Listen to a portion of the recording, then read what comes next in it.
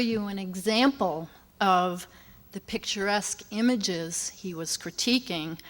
Abby Rockefeller, who we'll talk about shortly when we discuss the work of Rivera, acquired this 1931 easel painting by Rivera called The Rivals that featured the largely indigenous Tehuantepec region of Mexico. The courtyard has swaying palm fronds, streamers of papel picada, and in the center of the composition is the Mexican flag. The rivals who were competing for the attention of females wore hats common to the Tehuantepec region, and the women in the background wore the simple huipil style worn on the isthmus. The imagery like this resonated with prevailing perceptions of a Mexican way of life that was colorful and romantic. The director of the Plaza Art Center on Olvera Street, who commissioned an image of quote-unquote tropical America from Siqueiros, undoubtedly expected something similar. But while Siqueiros produced an exotic tropical landscape, and in the jungle growth included an eagle and serpent that called to mind, the eagle is actually located here, and the serpent here, that called to mind the legend of the founding of the ancient Aztec Tenochtitlan, today's Mexico City. He also included a horrific image of a crucified peon, the unskilled worker that underpinned the profits of foreign investors in Latin America and facilitated the global expanse of capitalism. Siqueiros knew well that in the early 1900s and well into the 1920s, U.S. corporations enjoyed significant economic expansion abroad. They had sizable investments in Latin America in products like oil, copper, and other minerals.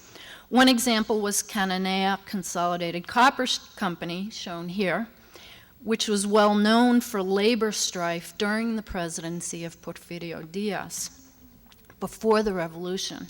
Another was Standard Oil of New Jersey, the corporation founded by John D. Rockefeller Sr. And as of the 1920s, Standard Oil of New Jersey was the largest producer of oil in the world. The company owned at least 2 million acres of oil-bearing land in Mexico and had $20 million invested there in plant and equipment. Foreign investment like this helped finance urban improvements, technological advances, and a slight expansion of the middle class, but the working class had a much tougher time. There was tremendous exploitation of unskilled labor in many places, a 7-day work week, an 11 or 12-hour workday, no benefits, dangerous working conditions, and low pay. This was the case for the so-called peons in both agriculture and industry. Siqueiros used the image of a young worker crucified on a double cross to suggest that Latin American workers were doubly crucified, on the one hand by foreign investors, including those from the US, and the eagle at the top of the cross was a direct reference by the artist to US currency, and on the other hand, by their local financial collaborators, both public and private. While the imagery is fairly ominous, Siqueiros did suggest that there was a possibility for change, in particular through the oppositional activities of individuals, like the figures at in the top right corner. The one on the far right wears the sombrero typical not only of Mexican agricultural workers, but also early 20th century revolutionaries. With this figure, the artist made a historical reference to the Mexican Revolution.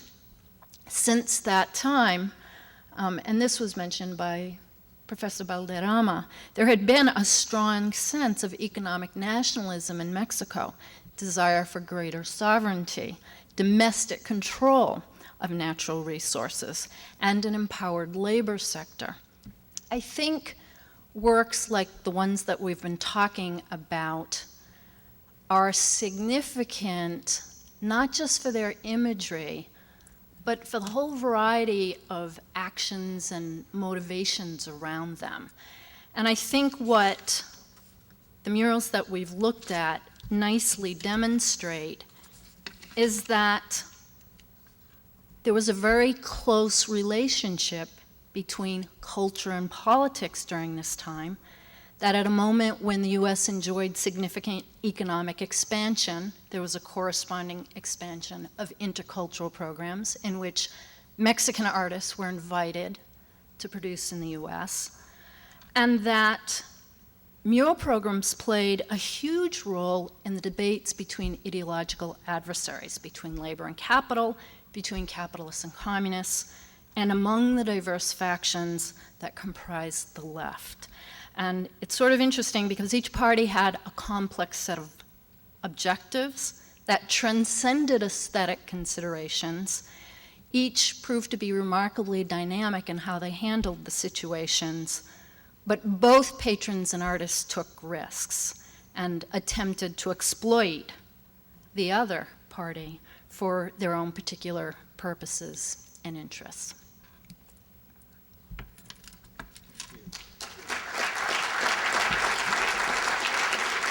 Thank you so much, and we'll see you upstairs.